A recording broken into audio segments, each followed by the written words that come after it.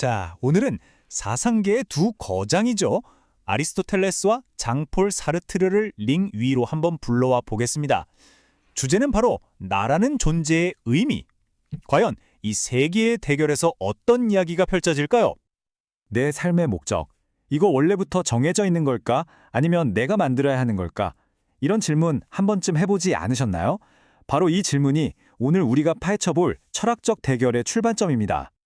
사실 이건 새로운 질문은 아니에요. 수세기 동안 수많은 철학자들이 존재란 무엇인가를 두고 엄청나게 논쟁을 벌여왔죠.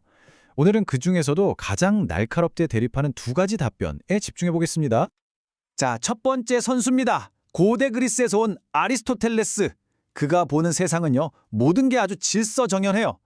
이 세상 모든 것들은 각자 고유의 청사진을 가지고 태어난다고 봤거든요. 아리스토텔레스 이야기를 하려면 이 텔로스라는 개념을 빼놓을 수가 없는데요. 간단히 말해서 모든 것에는 타고난 목적, 즉 엔드골이 있다는 거예요. 우리 인간을 포함해서요. 마치 우리 삶에 미리 주어진 설계도 같은 거라고 생각하시면 이해가 쉬울 겁니다. 이걸 한번 상상해 보세요.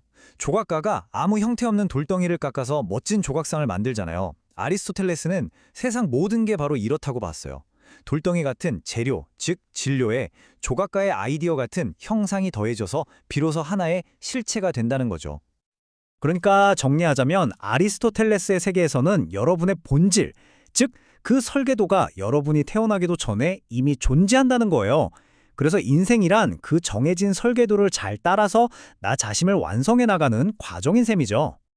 자, 이제 무대를 바꿔서 두 번째 선수를 모셔보겠습니다. 20세기 파리에서 온 장폴 사르트르. 이 선수는 링에 오르자마자 아리스토텔레스가 세운 세계관을 그냥 통째로 뒤엎어버립니다. 실존이 본질에 선행한다. 와, 바로 이 한 문장. 이게 사르트르 철학의 모든 것이자 전통 철학 전체에 던진 엄청난 도전장이었어요. 이게 대체 무슨 뜻일까요? 아주 간단합니다. 우리는 텅 빈 캔버스처럼 아무런 설계도 없이 그냥 이 세상에 툭 던져진 존재라는 거예요. 먼저 존재하고 그 후에 우리의 선택과 행동으로 나라는 그림을 그려나가면서 본질을 스스로 만들어간다는 거죠. 사르트르는 존재를 크게 둘로 나눴어요. 저기 있는 돌멩이처럼 그냥 있는 존재, 이걸 직자라고 불렀고요. 반면에 우리 인간은요, 내가 존재한다는 걸 아는 존재, 즉 대자라고 봤죠. 돌멩이는 그냥 돌멩이일 뿐이지만 우리는 스스로를 돌아보고 미래를 상상하고 뭐든지 들 수 있다는 겁니다. 이 생각은 정말 무섭고도 짜릿한 결론에 이르게 되는데요. 바로 절대적 자유입니다. 정해진 본질이 없기 때문에 우리는 자유롭도록 저주받았다는 거예요. 어떤 핑계도 댈 수 없어요. 당신이 내리는 모든 선택이 바로 당신 자신을 만들어가는 과정인 거죠. 자, 이제 두 선수를 나란히 세워놓고 볼 시간입니다. 드디어 메인 이벤트죠. 우리 삶의 의미를 둘러싼 세계의 대결. 본질이 먼저냐, 실존이 먼저냐. 결국 이 모든 논쟁은 이 딱 한 가지 순서의 차이로 요약돼요. 아주 간단하죠? 내 청사진이 내 삶을 결정하는가? 아니면 내 삶이 내 청사진에 그려나가는가? 바로 이겁니다. 이 표를 보시면 두 세계관의 차이가 정말 확 들어오죠. 아리스토텔레스는 질서와 정해진 목적이 주는 안정감의 세계를 보여주고요. 반면 사르트르는 무한한 가능성과 함께 그에 따르는 엄청난 책임감 그리고 불안이 공존하는 세계를 이야기합니다. 자, 그럼 이쯤에서 이게 철학자들 얘기지 나랑 무슨 상관이야 하실 수도 있겠죠?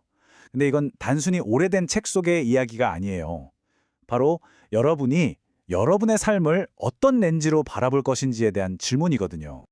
여러분의 삶은 어떤 길을 향하고 있다고 느끼시나요? 아리스토텔레스처럼 이미 존재하는 나의 본성을 찾아 나아가는 실현의 삶인가요? 아니면 사르트르처럼 아무것도 없는 벌판에서 스스로 길을 만들어가는 창조의 삶인가요? 여기엔 정답 같은 건 없습니다.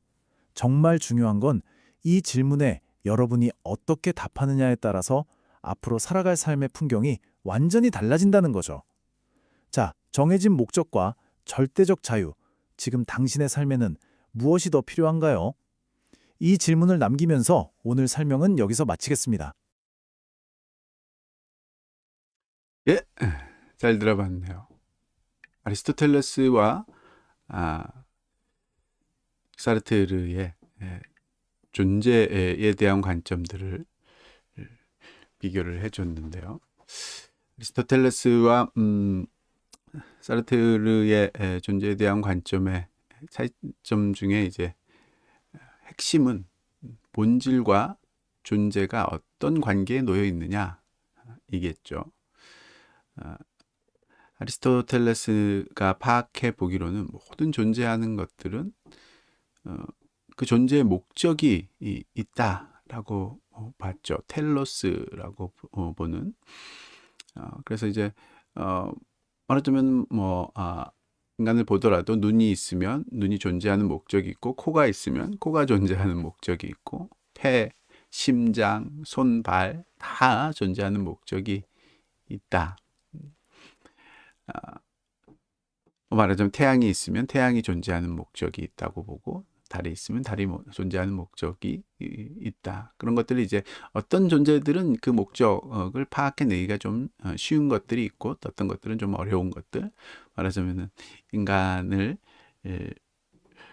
이제 부분을 봤을 때는 존재의 목적이 금방 파악이 되는 것 같은데, 인간 전체를 놓고 보면 인간이 존재하는 목적은 무엇인가 이렇게 이야기하면 이제 쉽지는 않겠죠. 그렇지만 아리스토텔레스의 확신은 알기 어려울지라도 분명한 건 모든 존재는 존재의 목적이 있다라는 것을 말하자면은 파악해냈다고 할까요? 아니면 받아들였다고 할까요? 그렇게 생각하고 나니까 그 생각 때문에 왜 그렇다면 존재하는 모든 것에는 그 존재의 목적이라는 것이 있을까라고 생각을 하게 되고, 그 생각의 결론으로 그 존재하는 목적을 가져다 주는 그런 이유를 가져다 주는 존재가 있지 않을까, 이렇게 생각을 한 사람들이 이제 기독교인들이었던 거죠. 그래서 신이 말하자면은 존재하는 모든 것들을 어떤 목적을 가지고 창조를 했다, 이렇게 볼 수 있다. 아리스토텔레스와 기독교의 세계관은 굉장히 밀접한 연관을 갖게 되겠죠. 그리고 그 목적이 그 존재자들의 본질이다라고 생각해 볼 수 있겠고요. 물론 이제 그런 생각들은 플라톤의 이데아라는 것과 이제 굉장히 연결이 되는 그런 요소겠죠. 플라톤은 물론 그런 본질, 이데아라는 것이 따로 존재한, 우리가 경험하는 이 세계의 존재자들에게 있지 않고 따로 이데아의 세계에 따로 존재한다라고 봤다면, 그런 생각을 먼저 했다면, 이제 아리스토텔레스가 그 생각을 말하자면 반대하고 존재하는 존재자의 본질, 플라톤 스승인 플라톤이 얘기했던 이데아적인 요소가 그 존재자들 내면에 속해져 있다. 본질이 그 안에 같이 존재한다. 이렇게 정리를 한 거죠.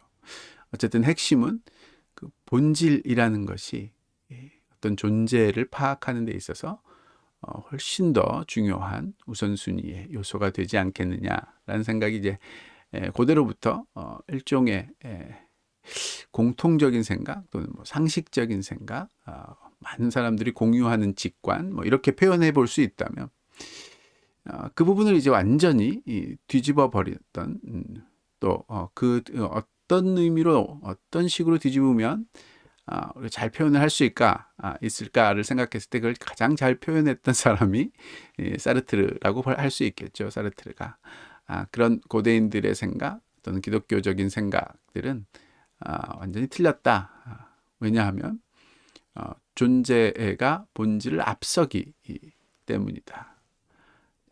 어떤 존재들은 그 존재의 본질이 따로 주어져 있는 것이 아니라 그냥 존재 그 자체만 있는 것이고, 본질은 자신이 부여하는 것이다.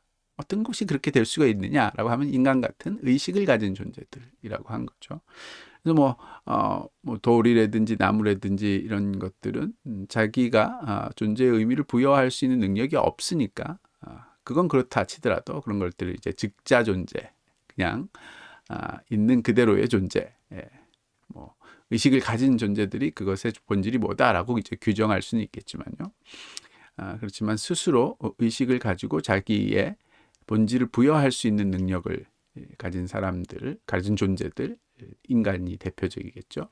대자 존재라고 부르면서 그런 존재들은 본질을 가지고 존재하는 것이 아니라 존재 그 자체로 존재하도록 던져진 그냥 순수한 존재이고, 그 존재가 가진 의식적인 능력, 즉 선택과 판단의 능력들을 통해서 말하자면 자신의 존재의 의미를, 본질을 부여해가는 그런 존재다.